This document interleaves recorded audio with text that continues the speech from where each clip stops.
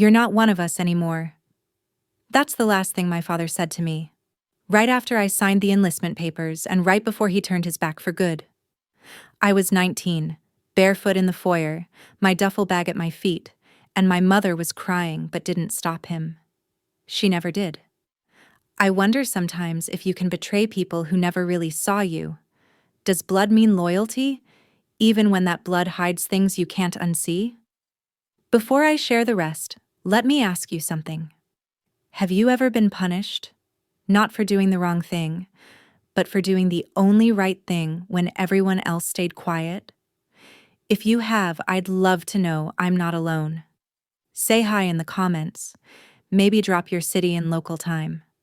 I read everyone. And if this story touches something in you, don't forget to hit subscribe. It helps me keep telling what they tried to bury. Now, let's listen to my story journey. My name is Elena Briggs. At least, that's what I go by now. I was born Elena Briar. Yes, that Brier family. Maybe you've heard of them. 4 generations of decorated service, medals lining the hallway like wallpaper, and my brother, Captain Thomas Brier, the youngest commanding officer in his unit at 26. They called us the House of Iron, but iron rusts too. Growing up, there were rules. Rule 1, loyalty above all. Rule 2, never embarrass the family. Rule 3, if you see something wrong, you didn't. That last one, no one said out loud, but we all knew it. I was different. Always was. I read too much, questioned everything. Even at 12, I asked why no women in the family ever wore their own medals, only their husbands and sons. At 16, I told my father I might not go military. He stared like I'd spat on the flag. But after high school, I surprised everyone. I enlisted. Not because they expected it, but because I wanted to see if I could be part of something bigger than me, but not their version. Not the marching in parades and looking polished for the cameras. I wanted the dirt, the sweat, the raw humanity. I wanted to help, not be a symbol.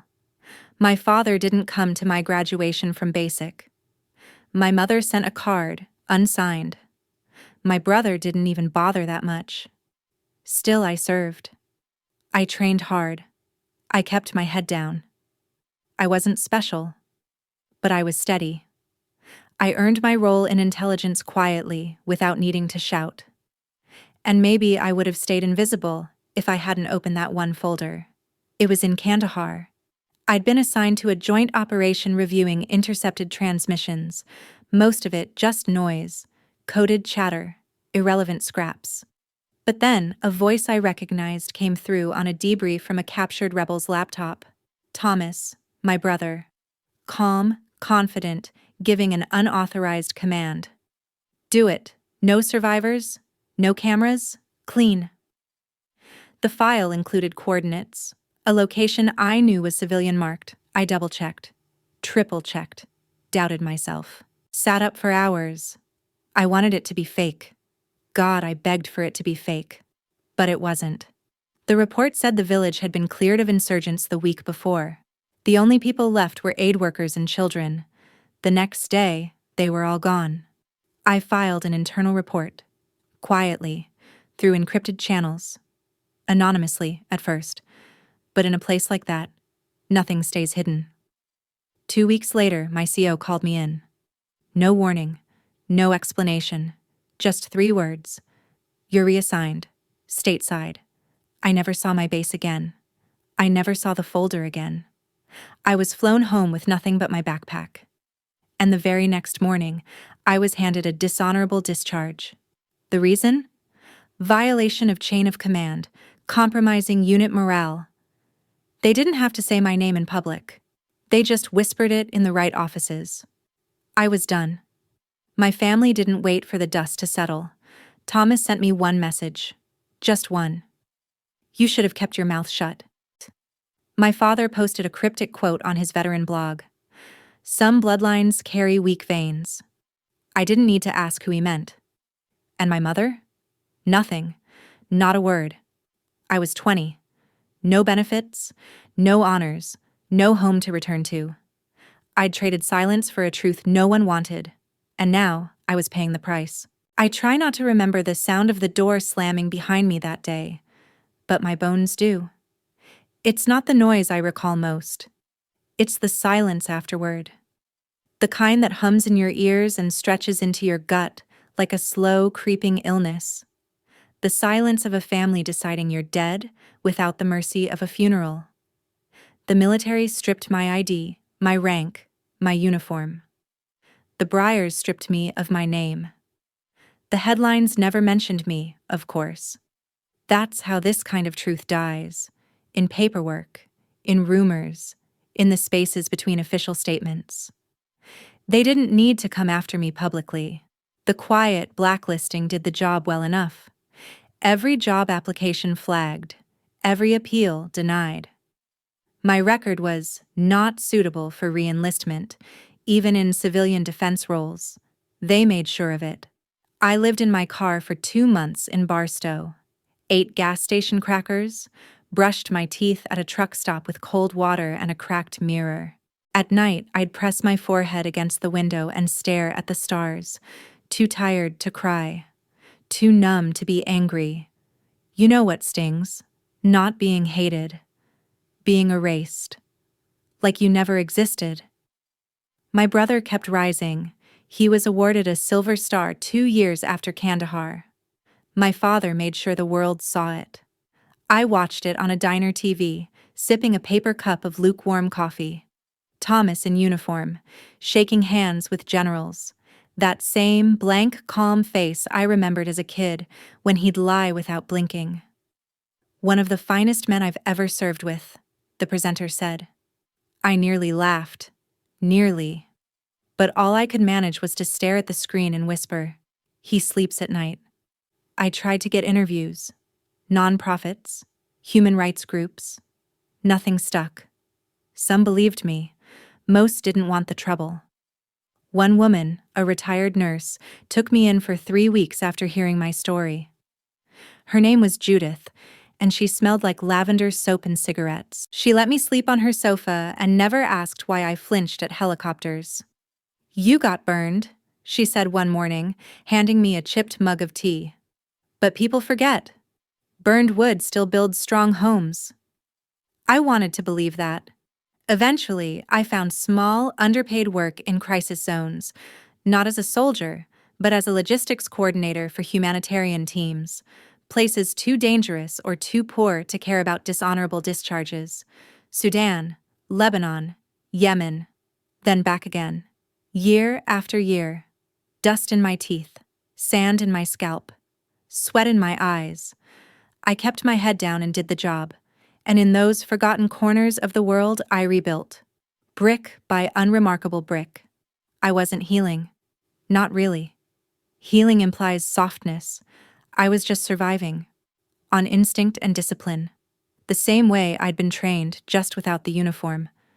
But sometimes, in the dead of night, I would still hear Thomas's voice. Not shouting. Not angry. Just calm. Do it. No survivors. No cameras. And I'd remember the names on the aid list from that village. The little girl with the turquoise scarf. The teacher who had fled the Taliban twice only to die under our flag. And I'd think, how many people had to pretend not to hear that voice before it reached me? Was I supposed to be the silence? I didn't know how to stop asking that question. So I didn't stop moving. 1 year turned into 3. Then 5. I worked in refugee camps, smuggled insulin across borders, learned 6 new ways to say "you're safe now" in languages I couldn't pronounce right. I stitched wounds with trembling hands, dug latrines in flood zones. I didn't matter. That was the point. Until the gunfire started again. It was a Thursday morning in southern Sudan. We were stationed near an old airstrip distributing ration kits when the convoy came under fire from a rebel splinter group. Not targeting us exactly, just chaos, noise, power. I remember diving to shield a boy no older than 8. The bullets came so fast they sounded like rain on tin. My leg burned. I'd taken a hit through the thigh. I couldn't move, couldn't see much through the dust. But somehow, we survived. The rebels retreated, or ran out of ammo. Later, they said I'd saved 33 people. I never counted. The UN offered a medal. I declined. A reporter asked for my name. I gave her a fake one. Because recognition? It had never done anything but get me hurt. But something shifted after that day. A woman from the mission, tall, with dark eyes and quiet strength, knelt beside me in the triage tent. Her name was Amina. She was local, not part of any government, just someone who ran supply chains between villages when no one else would. "You don't smile much," she said as she stitched my leg. "But I've seen how the children follow you." I winced. "They think I'm someone else." "No," she said. "They think you stayed when no one else did." Her voice stayed with me longer than the pain, and in that moment I began to wonder, not if I could go back, but if I could go forward. But going forward meant going home, and I wasn't ready for that. Not yet. I get my first death threat 2 years after the ambush in Sudan. Not from rebels, not from extremists, but from a blocked number in Virginia. "If you keep telling your version, someone's going to fix the record for you. You weren't there. You don't know what your brother did. Keep your mouth shut." Click. The message wasn't surprising. What surprised me was how unsurprised I was. By then, I've built something resembling a life. I live in a weathered one-room flat above a print shop in Lisbon, working part-time with a small veteran-run organization that helps war-zone translators relocate to safety. No plaques, no salaries, just whispers passed between people who survived too much to trust loudly. The organization's founder, Major David Lowen, knew who I was. Not from headlines, there never were any, but from whispers. The ones that float through army hospitals and barracks like rumors no one confirms. He never asked what I did. He just said, "We've got people who need help and no time to judge anyone's ghosts." And just like that, I belonged again. We move quietly, routing paperwork, securing safe houses, writing letters that would never be traced back. Every now and then, someone offers me a medal. I turn it down. Every single time, because for people like me, medals are branding irons. Pretty to look at, impossible to remove. But even in the quiet, the name Brier haunts the corners of rooms. One of our translators once mentioned my brother in passing. "Captain Brier?" he asked. "He's a hero, right? Helped shut down that Kandahar insurgency." I froze. My fingers curled tightly around the form I was filling. I didn't look up. Just nodded. A half smile stitched across my lips like a scar I refused to trace. "Yeah," I said. "That's what they say." He was promoted again. Colonel, now. Faces on recruitment posters, guest lectures at West Point. An entire wing of the new Veteran Rehab Center in Arizona bears his name. The Thomas R. Brier Courage Pavilion. I walk past one of the digital banners one day. His face larger than life, smiling under a quote he never said. "Integrity, above all." And I laugh. Out loud. Alone. What do you do with a life that people want to remember for all the wrong reasons? You stay quiet. You survive. Until the files surface. I don't know how it happened. Some leak, some memo, someone with a conscience and access. But one day, a PDF lands in my encrypted inbox. The sender? No name. Just a 3-word subject line. They finally knew. I click it open. Declassified reports from Kandahar. Internal investigations. Witness testimonies. Even parts of my original encrypted file, though someone's redacted my name. But my words are still there. My report. My voice. Confirmed. Vindicated. Buried. Until now. I don't feel joy or rage. Just a strange, hollow ache in my chest. like my ribs are remembering how to breathe after holding their breath for a decade. 2 days later, the news hits. Decorated colonel under review, following declassified civilian casualty report. Anonymous whistleblower exposes high-ranking cover-up. Integrity in question. Did heroism hide war crimes? They never name me, but anyone who knows, knows. And then, something I never expected happens. I get a phone call from a restricted number. I let it ring 5 times before answering. "This is Elena," I say, voice steady. "This is Secretary Linda Rourke," the woman replies. Her voice is sharp, professional, slightly weary, like she's been fighting bureaucratic fires all day. "I'd like to meet with you, privately. No press, no cameras, just us." Silence stretches between us like a high wire. "Why?" I ask. "Because not all medals go to those who want them," she says. "Some belong to those who never asked for any." My fingers go cold. My mouth is dry. "Ma'am," I say slowly, "I didn't come forward to be seen." "I know," she replies. "That's why it's you." She gives me the details. A private Pentagon room, closed door, small circle. She doesn't say the word ceremony, doesn't have to. I say I'll think about it. But the moment I hang up, I already know I'm going.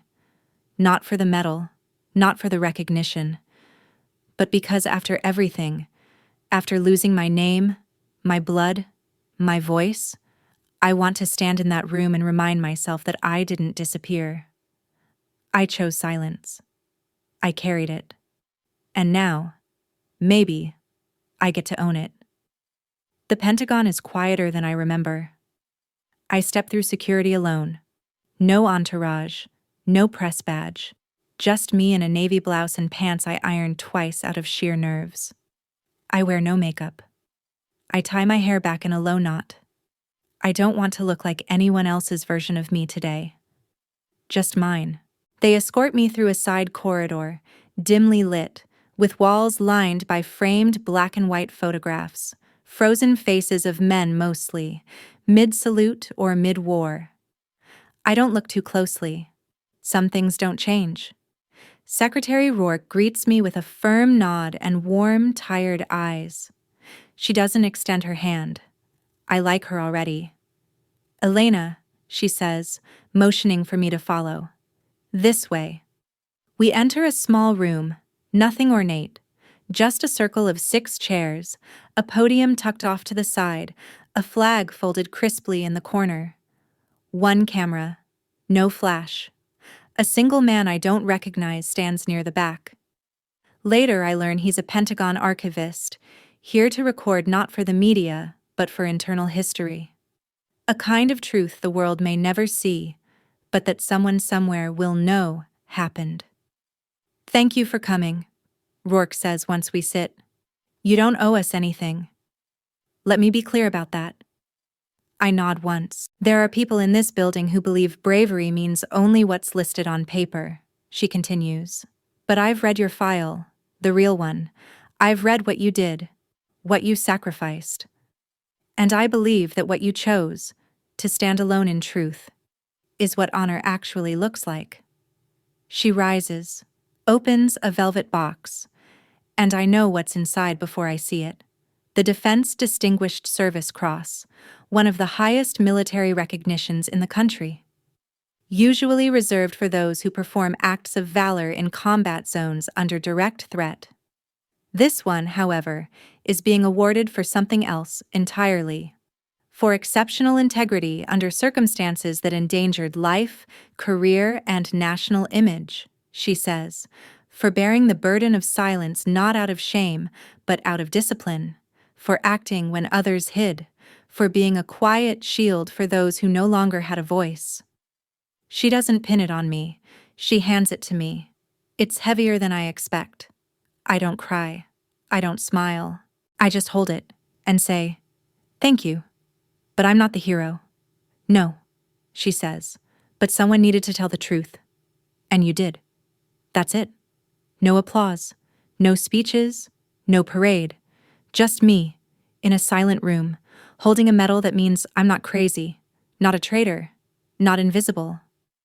I fly back to Lisbon that night. On the plane, I watch a little boy 2 rows ahead show his mother a drawing. Crayon scribbles of a woman in a blue shirt holding what looks like a sword. "That's her," he says proudly. I close my eyes, and I let myself feel tired.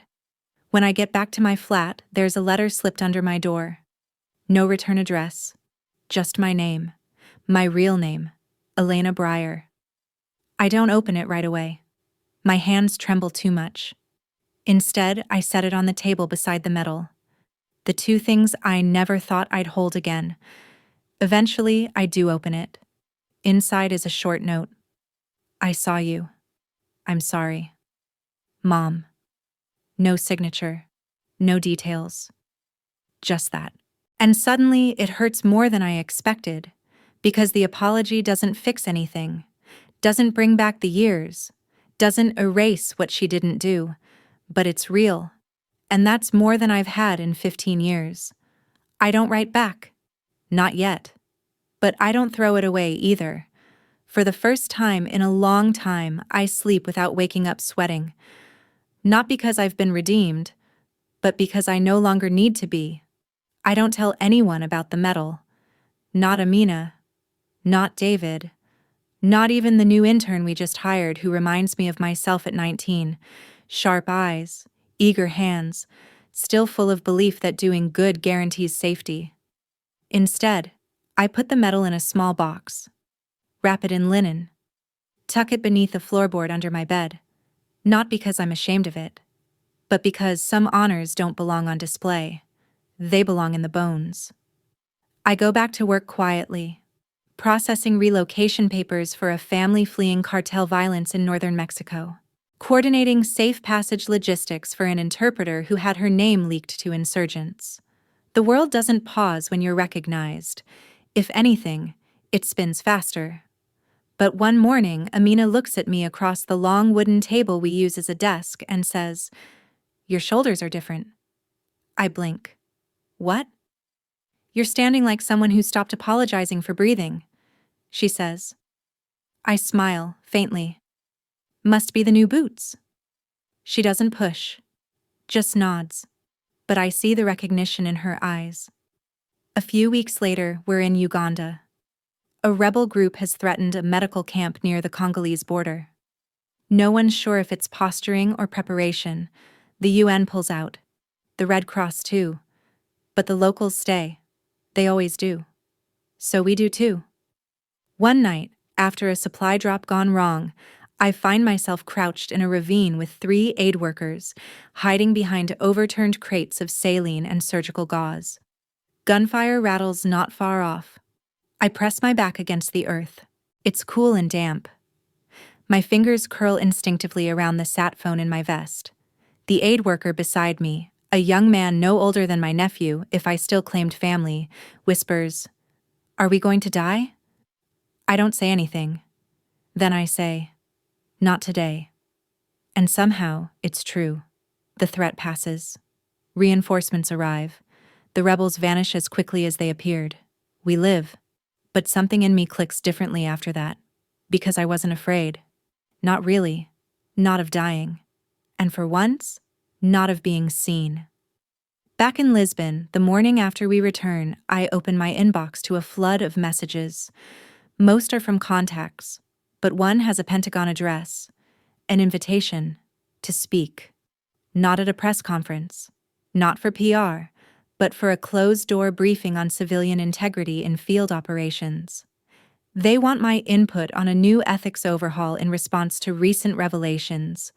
I should feel vindicated.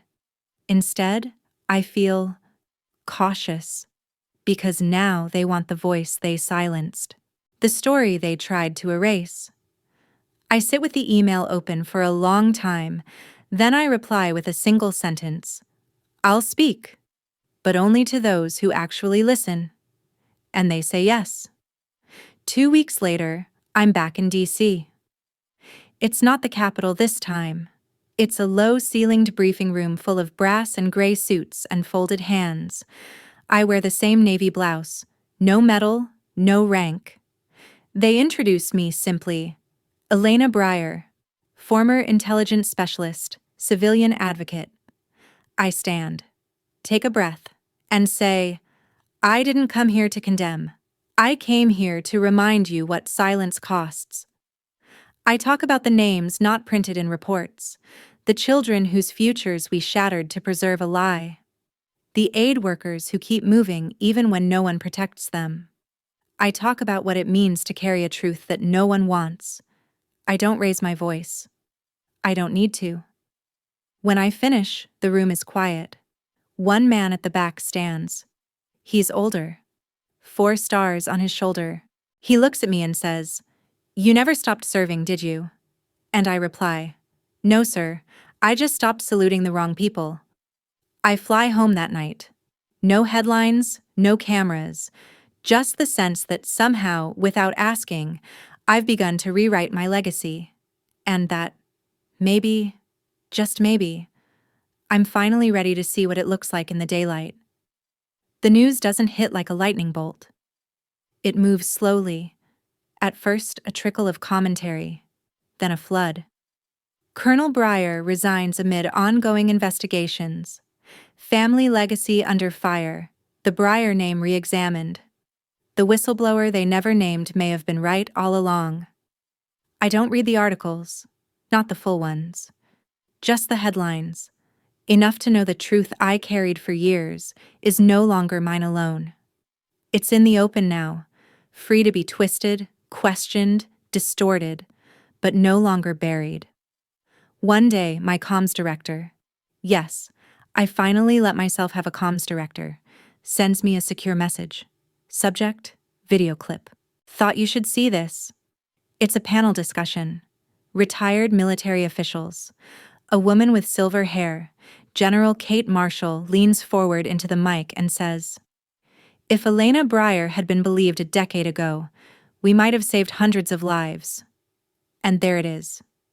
My name, said aloud. No longer in a whisper, no longer in warning, not hidden, not shamed. I stare at the screen long after the video ends, the glow softening the shadows in my small Lisbon flat. Then the knock comes. It's late. Just past 11. A quiet Tuesday. I pull the curtain aside and freeze. My mother. Her frame smaller than I remember, wrapped in a travel shawl. Gray roots streak through her usually dyed black hair. No makeup. Just eyes that look exhausted, older than time, and familiar in a way that hurts. I open the door. We stand there in the doorway, not speaking. The city behind her pulses in amber streetlight. She takes one tentative step forward and reaches into her bag. "I didn't know if you'd let me say this in person," she says softly. She hands me a letter, folded, handwritten. "I didn't know," she repeats. "Not really, not until now. But I should have asked. I should have listened." I don't move. Don't cry. I take the letter and set it on the table, unopened. "Why now?" I ask. She looks down at her hands. "Because I saw the ceremony. I saw the medal. I saw them call you what we should have called you from the start." Her voice cracks. "You didn't betray us, Elena. We betrayed you." And then, for the first time in 15 years, she cries. Not politely, not silently. She cries like someone whose guilt has fermented into grief. I let her. When the sobs soften, I step forward and place my hand gently on her shoulder. Not forgiveness, not yet, but recognition. "I don't want anything," she whispers. "Just to see you once. Just to tell you I was wrong." She turns to leave. I could stop her. I don't. But before she reaches the bottom step, I say, "Wait." She turns. "You didn't protect me," I say. "But maybe now you can protect the story." She nods and walks away. In the days that follow, I find myself staring at the medal more than usual. Not because it glitters, not because of what it means, but because now It doesn't belong to the past anymore. It belongs to what I've yet to do. 3 weeks later, I receive another message. Not from the Pentagon. Not from any press outlet. From a small university in Maine. We're creating a curriculum on ethical whistleblowing in national defense. We'd like your input. And if you're willing, your name on it. I don't hesitate. I say yes. And I send them something I never thought I'd share. My original report. Redactions removed. The truth. In my own handwriting. Let them study it. Let them question it. Let it live in ink, so that no one ever buries someone else like they tried to bury me. The auditorium is modest. Old wood paneling, faded green seats, a lectern with scuff marks, and a stubborn microphone that squeals every time someone taps it. It's not the Pentagon, not a Senate floor, not some grand hall with chandeliers. It's better, because it's full of students, young, curious, sometimes defiant, sometimes unsure, but still untouched by the machinery that turns silence into survival. The air hums with that restless hope only 20-year-olds can carry without breaking. I sit in the back row as the panel begins. They don't know I'm here yet. A professor introduces the new ethics unit, thanking the Department of Defense and civilian advisors who made it possible. She mentions my name. Not the way people used to, not like a warning, but like a foundation. We are honored to include the Elena Briar directive, she says, as a cornerstone of this module. The students murmur. A few look confused. A few nod. One raises her hand. Is she here? The professor pauses. Then I stand. Just like that, I walk to the front. No fanfare, no applause, just my own breath steady in my chest. I'm not here to tell you what courage looks like, I say. Because if anyone had shown me back then, maybe I would have been less afraid to speak. I see a few students lean forward. One girl scribbles fiercely into a notebook. A boy rests his chin on his fist, eyes narrowed, listening like he's trying to memorize my heartbeat. I'm not going to tell you betrayal feels like fire, I continue. It feels like silence. It feels like being erased in real time. It feels like people you loved choosing not to know you anymore because knowing you costs them something. A stillness settles over the room. But sometimes, I say slowly, the world turns in a way that brings your shadow back into the light. And when it does, you don't need to shout. You just need to stay standing. Someone claps, then another, then it fades. Not loud, not performative, just enough. When it's over, a few students approach to thank me. One girl with a military family leans in and whispers, "They told me there was no room for feelings in the service, but your story makes me think maybe integrity is a feeling." I smile. It's the only one they can't train out of you. Later, in the quiet of my small apartment back in Lisbon, I light a candle.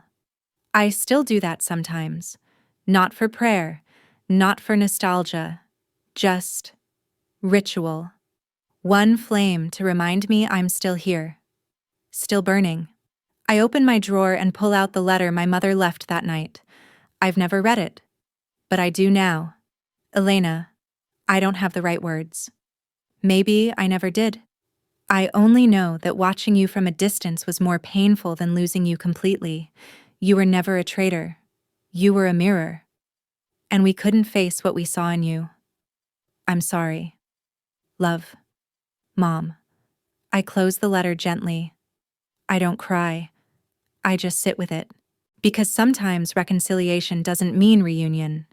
Sometimes it's a quiet acknowledgement that pain was real and someone else finally learned to name it. Weeks later, I receive a parcel. No note, just a box. Inside, my father's medal. The one he wore in every family photo. The one that used to gleam like untouchable honor.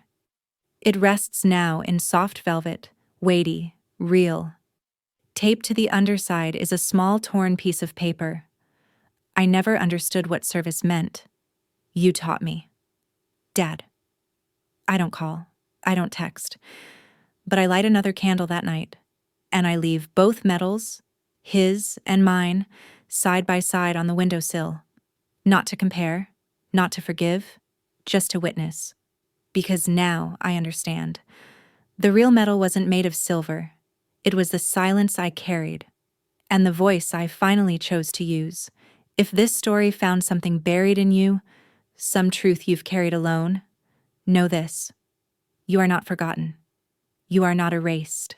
And no matter who tried to silence your story, it still lives. Say hi in the comments. Tell me where you're from. Let's remind each other, we're never truly alone. And if my voice speaks to yours, hit subscribe so we can walk through the fire and out the other side together. Thank you for being here, and thank you for listening to The Long Way Home.